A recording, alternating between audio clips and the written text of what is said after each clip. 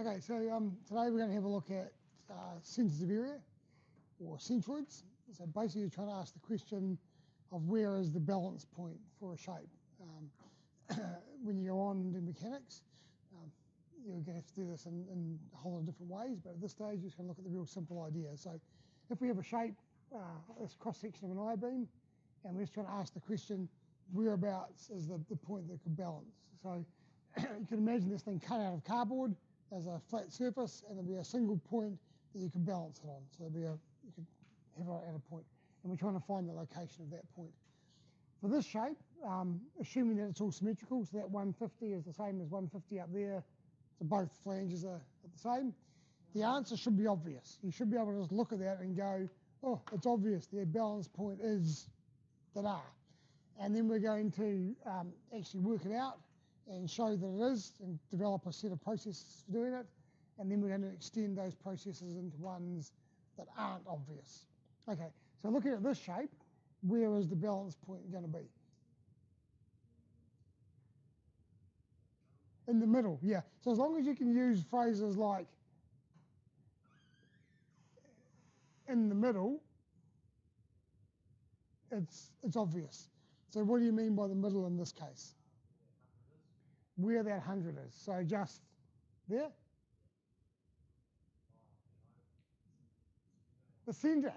Okay, so I need to give you let's get some language sorted out here. So give me some numbers or some measurements of 250 in from the bottom left corner. And now we've got some genius going on. So we've said the bottom left corner. So we're going to do all our measurements from here. Okay?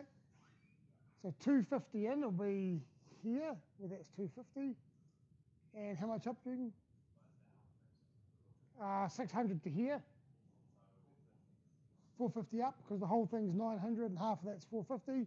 Up 450. So you're saying that this is 450, and that gives you where you think the middle is. Okay? So critical idea there was, where are you measuring from? And then talking about left and up. Okay? So what we're going to do is actually show you a way of calculating those 250 and 450, which is obviously the answer in this case, because we can say in the middle. Like Josh said, it's okay to go in the middle, and it's obvious, but some shapes we'll do shortly, it's not obvious what in the middle means. So when you need to do one of these things, here's your step-by-step process that'll get you to a sensible answer. So step one is same as when we did moments. You need to define an origin. So you need to say, where are we going to take our measurements from? And Karen said from the bottom left when you started doing the discussion where you wanted to go. So the bottom left in this case is the origin. Basically you want an outside corner. So you want a point that everything is one side of it and everything is above it. Okay?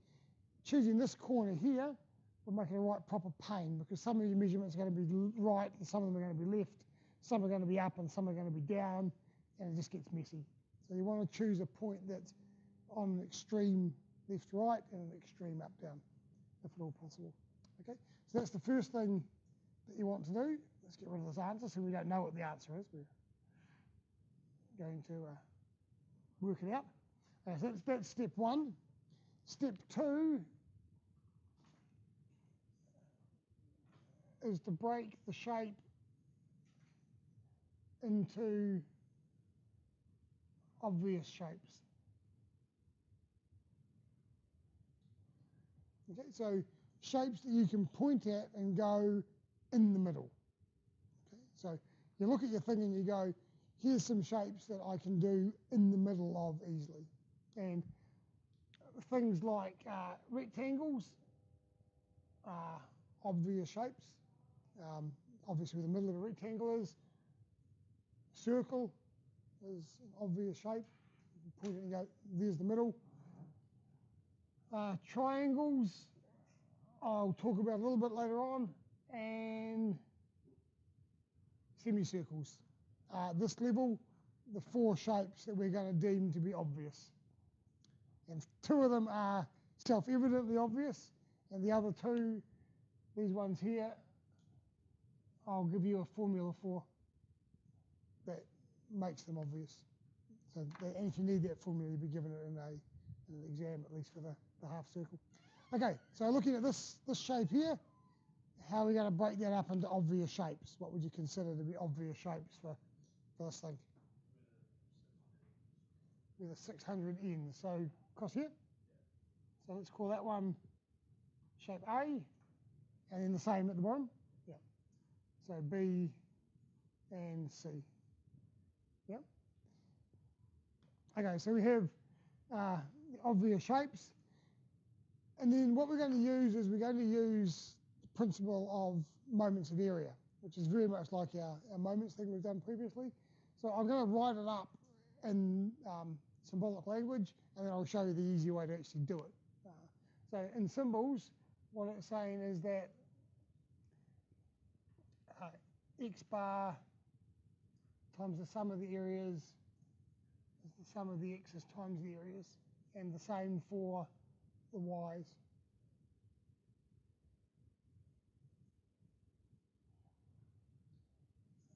So copy that down, and then I'll explain what it means.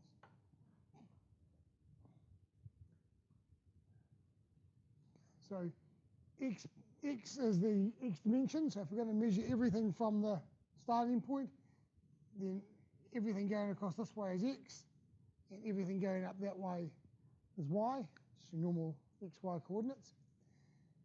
X bar is the distance from the origin to the centre in the x direction. So that's the number that Karen took one look at this and went, it's 250.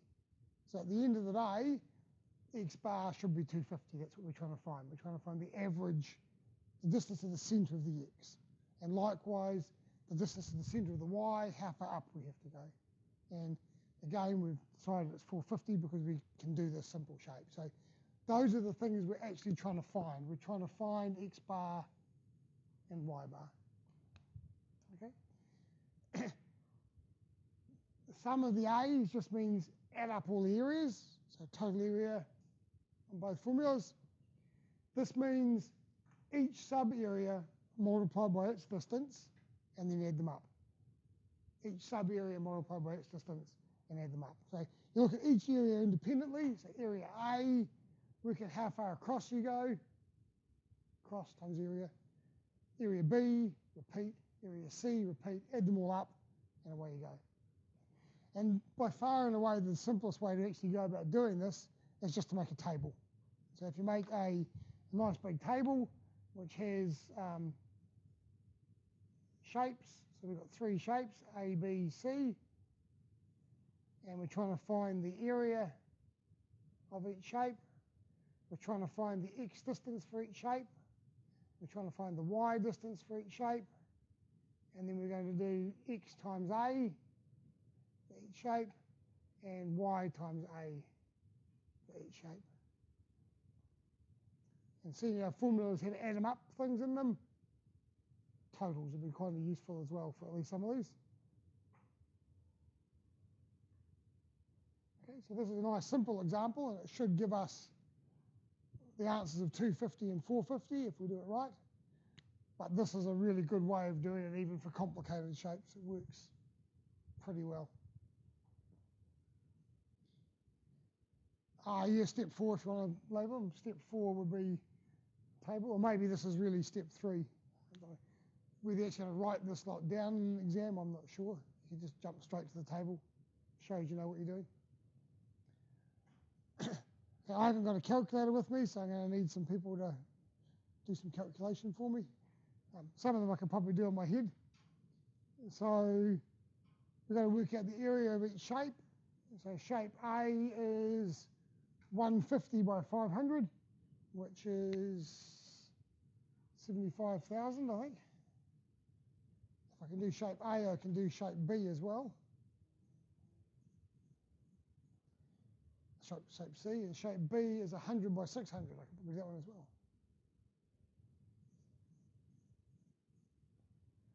And I can add those up. What do we got? 150 and 60 is 210.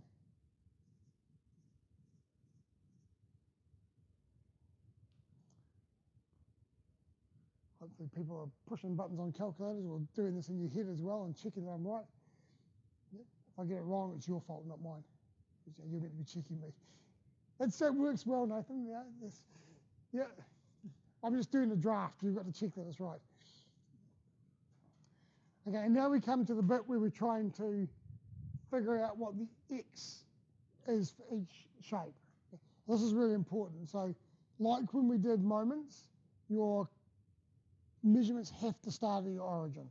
So for each shape, you're starting from the origin, and with the x, you're just asking how far across do I have to go. So we're thinking about area A to the middle of area A. It's obvious, it's in the middle. It's obvious where it is, so it's here.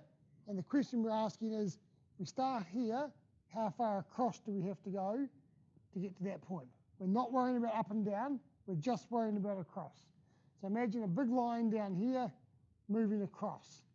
How far does it have to go to get to the middle of area A? And the answer is 250. So that's the x distance to the middle of area A. Yeah. And then the same for area B. You start with a big line back at the origin, and we move it across till it's at the middle of area B. So again, it's gone 250, isn't it? And C, 250, it's exactly the same again, isn't it? Okay, so each time, back to the origin, how far across do I have to go to get to the middle? It's the only question you're asking. And then you repeat process for Y. So this time imagine your line is horizontal and you're moving it up the page. So how far do I have to move my line to get to the middle of area A? Here's the question. So starting from here, how far to get to the middle of area A? You can see Logan's brain going. It's going to come out shortly. 775? Does that sound right? So how'd you do that, Alex? What'd you do? You've messed up? Not 775, so some number other than 775. So rule out that number. Can we get nothing? C, we're doing A, but you were doing C, were you? 825. We agree with that, Alex? Yep. Okay, so what we're doing here is starting from the bottom and moving up. 150 plus another 600 is 750 plus half of that 150, which will be 75. So 750 plus 75, 725. Sounds great. Okay, so area B. We go back to the start again and move up to the middle of area B. And how far have I gone for that? 450? Not sure. So that whole, yep, no, I am sure. Well done, I agree with 450. Why was I not sure? Well, it's because I was being an idiot. 450 is awesome. Yep, so you've done that 150 plus half of that 600. So that sounds great. And for area C, going back to the start and move up to the middle of C, just 75. Yep. Okay, and now the rest from here is a lot of multiplication and addition and a wee bit of division at the end, and you're there. So AX is that one times that one, goes in this box. So we're going to need some calculating power here to get these numbers on the board. So how are we going to go? Which one are you doing? Which one are you doing, Jaden? This one? Yep.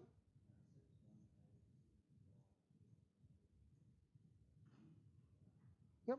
Awesome. Next, who's got the next one done? Which one, Shane? This one? The top one is something different. 4 zeros. Do you want to? You sure you're on? So it's the same number, 61875 with 4 zeros? Oh, well, no 6. That one. Brilliant. Okay, good. We got the first number done. We should get the rest done by Wednesday. Okay, what's the next number? 1560. Yep. Brilliant. What's next? Who's got another number they can give us? This one? Oh, that's the same as the top one. So it is, because it's the same. Yeah, okay, I'm happy with that. One, I shouldn't have had to ask for that, should I? I did, yeah, I failed. At least we got it right. So it's not my fault. Okay, and then we just got to add those three up to get a total number at the bottom here.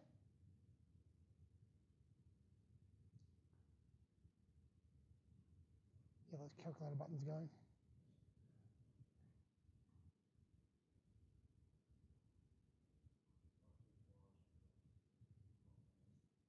Five, 2, 5 with 5 zeros. Agree? Everyone agree? We're all happy with that? Okay. And while we're here, we might as well do the next one. So the y's is the area times the y dimension. Will give us the number that goes in this box.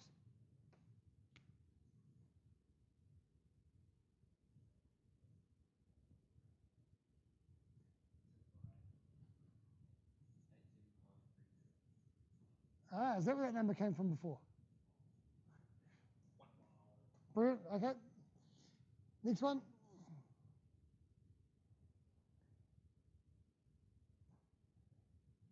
If you're watching this on the video and playing along at home, you should be doing the calculations as well and filling in the boxes. 27 and 6 zeros. Brilliant.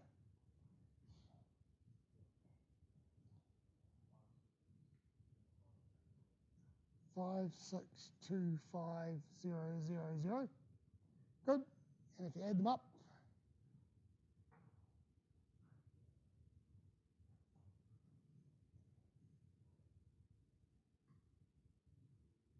equals.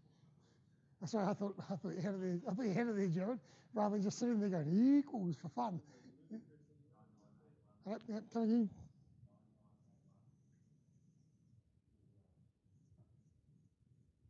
Right. And moment of truth now is to try and work out what's actually the final answer. So basically, using this formula here, it's the x bar is what we're after. So x bar should equal the sum of all the AX's. It's the worst sigma I've ever drawn. It's terrible. Divided by the total area. So the x one was this 525 with 5 zeros. And the sum of the areas was that one.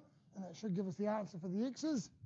And similarly, for the y's, we should have all of the y, the sum of the y's, divided by the total area, 9981000 divided by.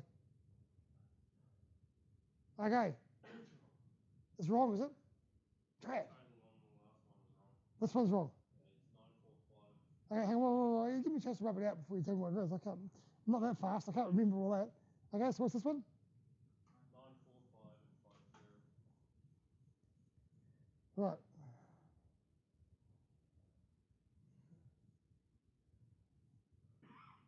Okay, so if you do this division, what do you come up with? Someone done that division? That divided by that.